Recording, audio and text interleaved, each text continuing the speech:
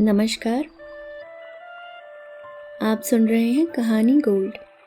आइए सुनते हैं ईला प्रसाद जी की लिखी कहानी एक अधूरी प्रेम कथा।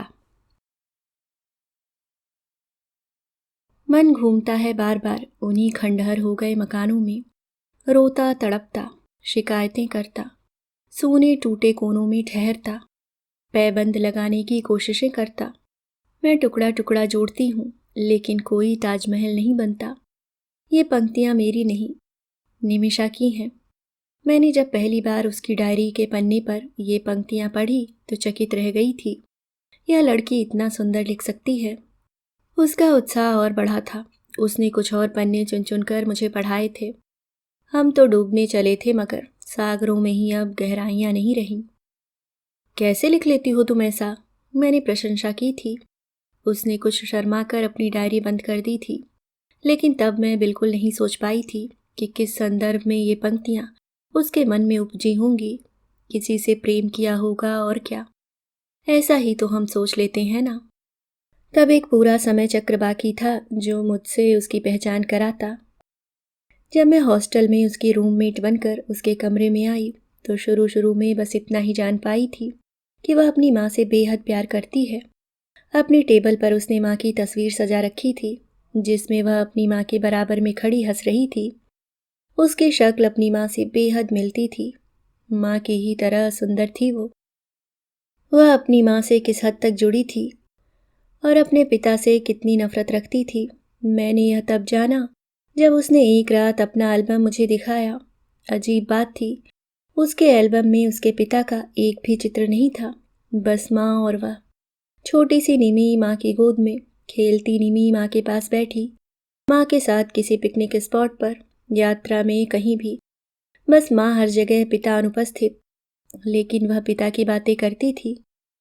पिता बहुत बड़ी कंपनी में मैनेजर है। वह उनके साथ रही थी 2 बरस पहले। माँ की मौत के बाद पापा साथ ही लिवा ले गए थे। हालांकि वह बिल्कुल नहीं चाहती थी। वह उनसे मिलने गई थी पिछली छुट्टियों में। इसी तरह की तमाम बातें वह करती। मैंने अनुमान लगाया कि शायद ऐसा इसलिए है कि इसकी माँ अब दुनिया में नहीं है, या पिता से उनका शायद डाइवोर्स हो चुका होगा।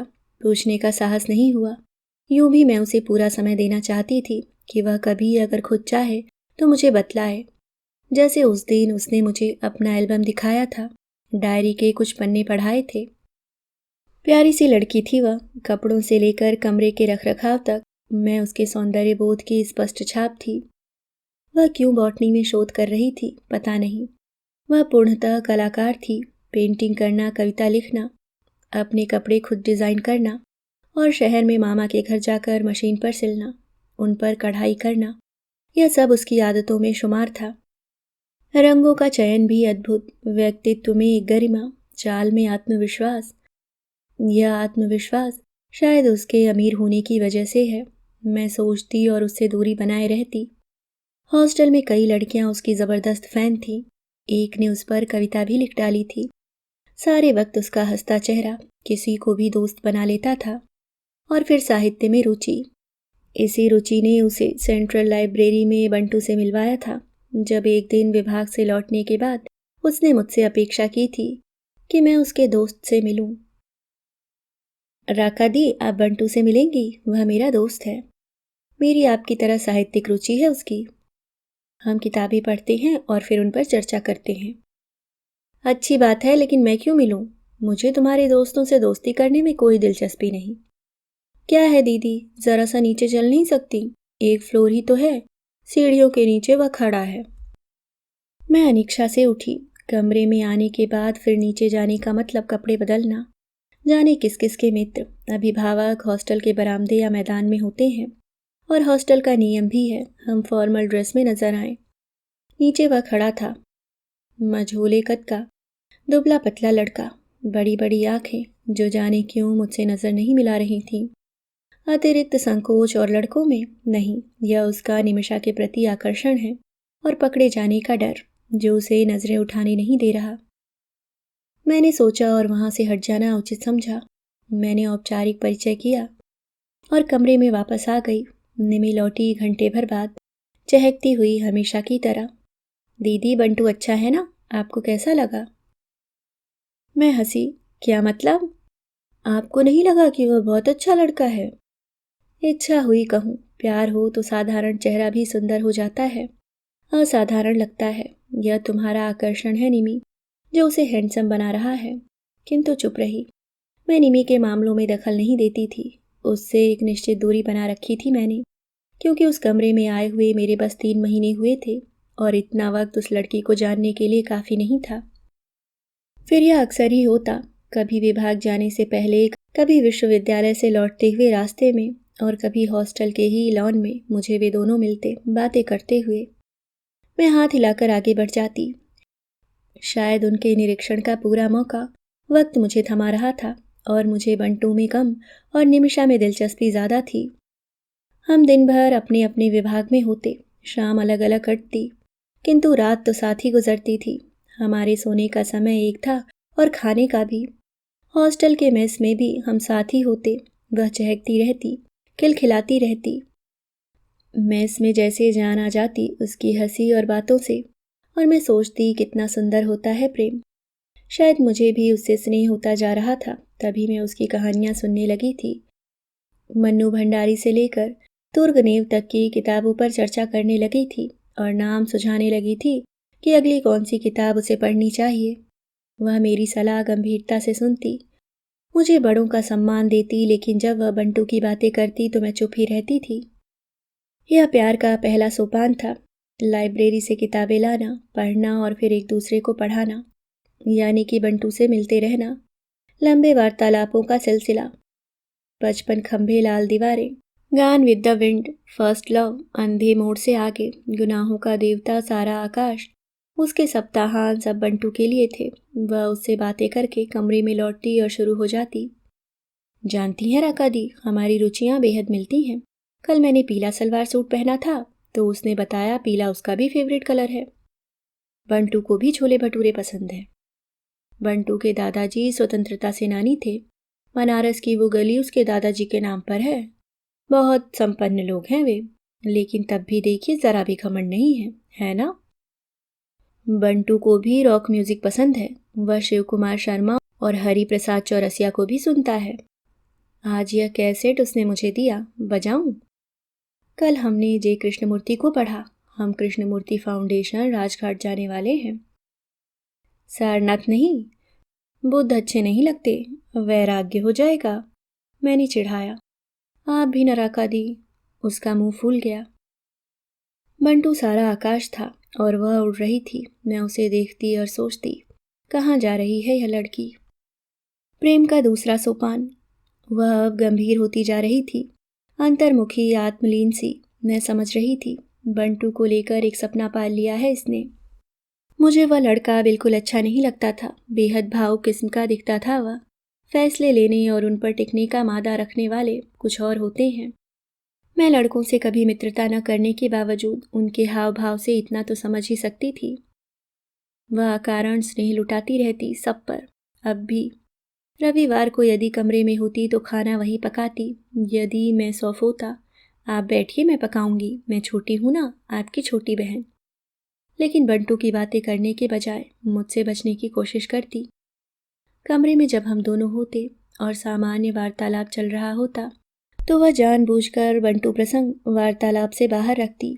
मैं चाहती कि वह खुले, लेकिन वह जाने किन समस्याओं से जूझ रही थी और अपनी ही दुनिया में गुम थी। मेरी चिंता उसे लेकर बढ़ती जा रही थी। तीसरा सोपान।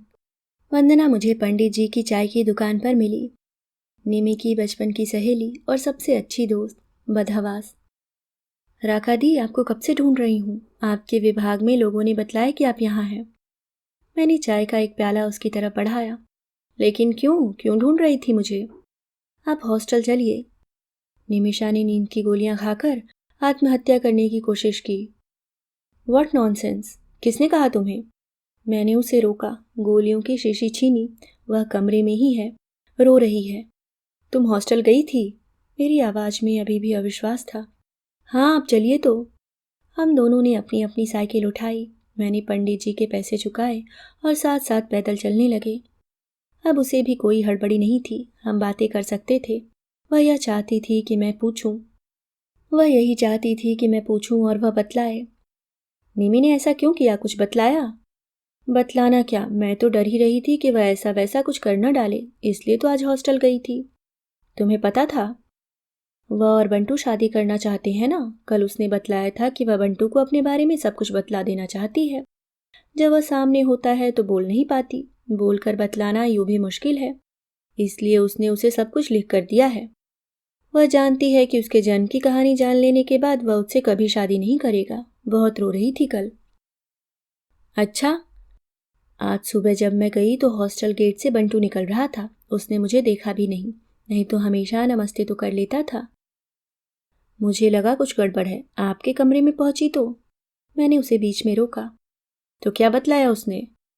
बंटू आज सुबह उसे यह बतलाने आया था कि वह अब भी उससे शादी करना चाहता है, लेकिन घर में तूफान खड़ा हो गया है। वह उससे मैत्री रखेगा लेकिन शादी किसी और से करेगा। हालांकि उसकी निमी से मैत्री को लेकर भी उसके घर में अब सबों को आपत्ति है। लेकिन निमी में ऐसा क्या है? उसके पेरेंट्स का डाइवोर्स हुआ है, यही ना? उसने आपको ऐसा कहा है? नहीं, मुझे ऐसा लगता है। जिस तरह से वह अपनी माँ की बातें करती है और पापा से दूर रहती है, मैंने सोचा उनका तलाक हुआ होगा। शादी ही नहीं हुई? क्या मतलब? मैं चौंक गई। हाँ राका दी, उसके माँ पापा की आपस में शादी नहीं हुई थी। निमी के पापा तब गाजीपुर में सीमेंट कंपनी में मैनेजर थे। निमी के मामा उसी कंपनी में काम करते थे। कुछ गलत किया था कि नौकरी चली गई। उनकी शादी हो चुकी थी, बच्चे थे। निमी की माँ तब अविवाहित थी, स्कूल में पढ़ाती थी, सुंदर थी, युवा थी। अपनी पुनः बहाली के लिए भाई ने मैनेजर का बहन से परिचय करा दिया। उन्हें फिर से नौकरी मिल गई? नहीं, निमी के पापा का जल्द ही ट्रांसफ़र हो गया। लेकिन निमी के पापा और मम्मी आपस में मिलते रहे, दूसरे शहर में भी। भाई के परिवार का खर्च निमी की माँ ही चलाती थी, इसलिए गाजीपुर की नौकरी छोड़ नहीं सकती थी, लेकिन उनके संबंध बने रहे। और निमी आ गई? हाँ। तो शादी क्यों नहीं की? निमी के पापा पहले से शादीशुदा थे, उनके बड़े बड़े बच्चे हैं। उनकी पत्नी को जब पता चल गया तो उन्होंने निमी को तो स्वीकार कर लिया, लेकिन कसम दिलवाकर उसके पापा मम्मी के संबंध खत्म करवा दिए। निमी की माँ को उस घर में कोई जगह नहीं मिली, कभी भी नहीं। मुझे निमी ने एक बार कहा था, मैं पापा को कभी माफ़ नहीं कर सकती। माँ आखिरी समय में पापा को देखना चाहती थी। मैंने खबर भेजी थी, लेकिन वे ट्रेन से आए, प्लेन से नहीं। माँ की आखिरी इच्छा भी उन्होंने नहीं रखी। माँ उन्हें बिना मिले ही चली गई। वे चाहते तो आ सकते थे। आखिरी दिनों में उनके संबंध पूरी तरह खत्म हो गए थे। वह 10th क्लास में थी ना, जब उसकी माँ की मृत्यु हुई। उसने बतलाया था उन्हें कैंसर था। अभी उसके खर्चे कौन देता है? उसकी माँ सारी संपत्ति उसके नाम छोड़ गई है ना। उसके पास एक मकान है और बैंक बैलेंस। वह पापा से कुछ नहीं लेती, बस मिल लेती है कभी कभी। उस घर में अपने भाइयों से भी। उसके पापा के एक बेटे की तो शादी भी हो चुकी है। लेकिन वह काफ़ी खुशमिजाज है, कोई सोच भी नहीं सकता। आप भी राका दी। खुशमिजाज है वह, नाटक करती है। कहती है मैं जानती हूँ मुझे ज़िंदगी में कुछ नहीं मिलने वाला, मेरे हिस्से में बस रेत ही रेताई है। आएगी। मैं रेत को मुट्ठियों में भरती हूँ, पलों में जीती हूँ। पलों में मिली खुशी समेटती हूँ और मस्त रहती हूँ। अंदर अंदर रोती हूँ, ऊपर ऊपर हंसती हूँ। कौन झेलेगा मेरा रोना? मुझे तो अकेले ही रहना है। किसे मिलती है जिंदगी भर की खुशी? कोई ना कोई अभाव सबके जीवन में होता है, लेकिन उसका अभाव बहुत गहरा है। माँ बाप के रिश्ते को कोई नाम न दे पाने का एहसास उसे छीलता रहता है। इसलिए वह इतना हंसती है, घूमती है, लड़कों से फ्लर्ट करती है। बंटू से तो फ्लर्ट नहीं कर रही थी। बहुत भावुक है उसे लेकर, इसलिए तो मरने जा रही थी। हॉस्टल सामने था। मैंने वंदना से कहा वह वापस जाए, मैं अकेले कमरे में जाऊंगी। मैंने उसे कह दिया था कि आज मैं राका दी को सब बता दूंगी। इतना कहकर वंदना चली गई। दोपहर हो रही थी जब मैं हॉस्टल में घुसी। यह प्रेम का आखिरी पायदान है, मैंने सोचा। क्लाइमैक्स। प्रेम के आखिरी सोपान पर कमरे का दरवाज़ा उड़का हुआ था। अगल बगल के सारे कमरों के दरवाजे पर ताले लटक रहे थे। दोपहर के भोजन में अभी देर थी। मैं चुपचाप अंदर घुसी। वह बिस्तर पर मुंह के बल लेटी थी। दुबली पतली काया, गोरे चेहरे पर बिखरे हुए उसके कटे हुए छोटे बाल, रुलाई को घोटने की कोशिश में रह रहकर कांपता उसका पूरा शरीर। मैंने उसे देखा और फट पड़ी। मरना ही है तो कहीं और जाकर मरो, मुझे क्यों हथकड़ियाँ लगवाना चाहती हो? गाजीपुर जाकर मरो, मामा के घर में, पापा के पास। हॉस्टल का कमरा ही मिला था, क्या बिगाड़ा है मैंने तुम्हारा? किस बात का बदला ले रही हो? एक तुम्हारे होने न होने से इतनी बड़ी दुनिया में कोई अंतर नहीं पड़ने वाला। शौक से मरो। अपनी मर्जी से आई थी ना दुनिया में, अपनी मर्जी से जाओगी। फिर मैंने चौंक कर महसूसा कि ऐसा कुछ तो मैंने नहीं सोचा था। कमरे में घुसने के पहले मेरे मन में कुछ भी स्पष्ट नहीं था। कैसा व्यवहार करना है इसकी कोई निश्चित रूपरेखा नहीं थी। क्या कर रही हूँ मैं, क्या कह रही हूँ, लेकिन मैं क्या कहना चाहती हूँ मुझे खुद भी नहीं मालूम था। मुझे उस पर बेहद गुस्सा आ रहा था। वह गुस्सा इसलिए नहीं था कि उसने उस कमरे में यह कोशिश की थी। वह कहीं और जाकर मरती तो क्या मैं निर्लिप्त रहती? मैंने खुद से पूछा। मैं न तो अपने गुस्से को पहचान पा रही थी, न उस वक्त किसी आत्मविश्लेषण के लिए तैयार थी। मैं बस उस पर बरस रही थी, जो जी में आए कहे जा रही थी। उसका रोना तेज होता जा रहा था। अब वह फूट फूट कर रो रही थी, आवाज़ भींच कर। उसने सुबह से कुछ खाया नहीं था। वंदना ने बतलाया था वह नहाई नहीं थी। अनवरत रोने से सूजी हुई आंखें और दुबला चेहरा लिए वह मासूम बच्ची लग रही थी, अपनी उम्र से बहुत छोटी। मैंने उसे बहुत प्यार किया था, छोटी बहन थी वह मेरी। अनचाहे ही मैं शायद बहुत गहरे जुड़ गई थी उससे। यह जुड़ना बहुत समय से हो रहा था, मैंने आज पहचाना था। वह सहसा उठकर बैठ गई, दीवार से पीठ टिका ली, तकिया गोद में आंखें झुकी, मुंह से पहली बार बोल फूटे। माँ के मरने के बाद बहुत अकेली हो गई थी मैं। कोई मुझे डांटता नहीं था। मैं जानबूझकर गलतियाँ करती, तब भी कोई डांटता नहीं था। आज पहली बार किसी ने मुझे इतना डांटा है। थैंक यू दीदी। मैं स्तब्ध थी। अभी आप सुन रहे थे ईला प्रसाद जी की लिखी कहानी एक अधूरी प्रेम कथा।